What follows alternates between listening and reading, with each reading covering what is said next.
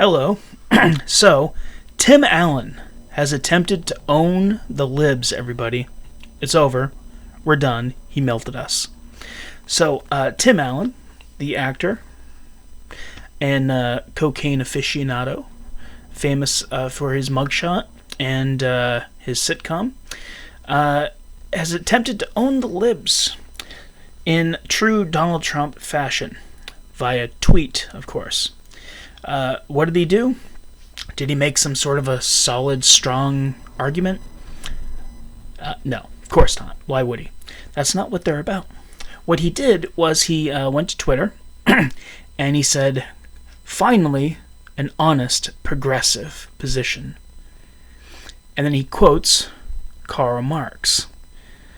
Quote, "Short-term demands, among them a progressive income tax, abolition of inheritances and private property, abolition of child labor, free public education, nationalization of means of transport," end of quote, and then he says, "Guess who wrote this?" Well, just another example of Republicans not understanding that communism and socialism, different things.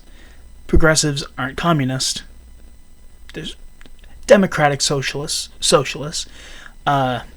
There's more of us now. I'm progressive. There's more of us now that are adapting the label of socialism, and I'm kind of here for it, to be honest with you. But let's break this down, shall we? A progressive income tax. I know it has the word progressive in there, and I got to be honest with you. I'm not exactly, because I'm an honest progressive, like he says here, not exactly sure what Karl Marx meant by a progressive income tax. Let's see. Abolition of inheritances and private property. I have not seen one single socialist or democratic socialist or liberal or lefty or progressive make an argument for this. Not one. Abolition of child labor. I've seen several people on Twitter jump to this part of the tweet.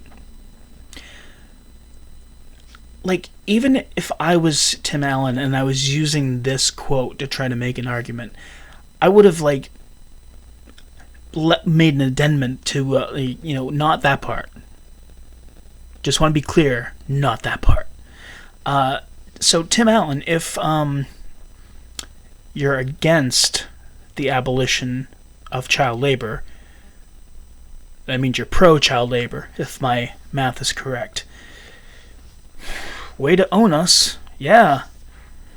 Let's see here. What's next? Free public education. Yes. That's something we agree on. It's technically not free. It's paid for by taxes. Like, what's that country that does that? All of them. Yeah, that's right. All of them. Scary. Nationalization of the means of transport. Again, I'm not exactly sure what Karl Marx meant by that exactly. That was a long time ago. Things have changed a little bit in the area of transportation. If he means that, like, maybe free buses, like city buses should be free, yeah, I'm for it. Totally for it. Should there be cabs that are maybe free? Sure. Sounds radical, but you know what? Yeah, let's do it. People need to get around. It's 2020. People need to get around. So, and by the way, Tim Allen, if you're watching, I know you're not. This constant thing the last 5 or 6 years where Republicans can't tell the difference between socialism and communism or democratic socialism, where you're basically a democracy, a capitalism democracy, but you have some social safety net programs so that the poor aren't, completely screwed and starving on the street. I know that's scary to a lot of you, especially people that on the right that have a little bit of money and they're scared that maybe one of their tax dollars might help somebody. But your constant insistence that communism and socialism and democratic socialism and progressives are all the same thing, you really do make the argument for free education. Certainly, a need for more education. What we've been having this discussion for a few years now, really, thanks to Bernie Sanders.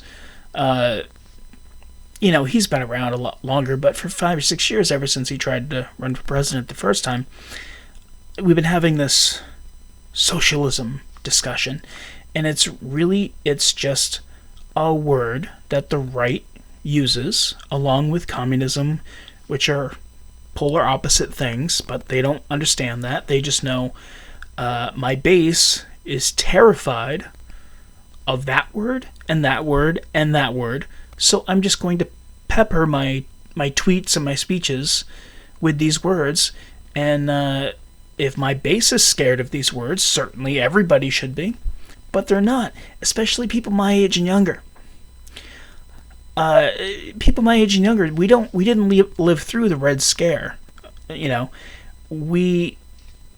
People my age, people in their 30s, people in their 20s, teenagers coming up now, paying attention to politics online and stuff, they don't have that indoctrination from the 50s where they think of a certain thing when they hear the word socialism. When younger people hear socialism, they think of like social programs. They think of like healthcare and education and stuff like that. And as you see every winter, the meme of the socialist snowplows are coming. It's just a scare word. They play to their base. Unlike Democrats, Republicans play to their core base, that they just want to hear you terrify people on Fox News saying the word socialism, saying the word communism, saying Venezuela in an evil tone, and they think that constitutes some sort of an argument. It doesn't, and they're all dinosaurs, and they're a dying breed, and when I am their age, hopefully the younger generation then won't have to deal with that kind of nonsense. Anyway.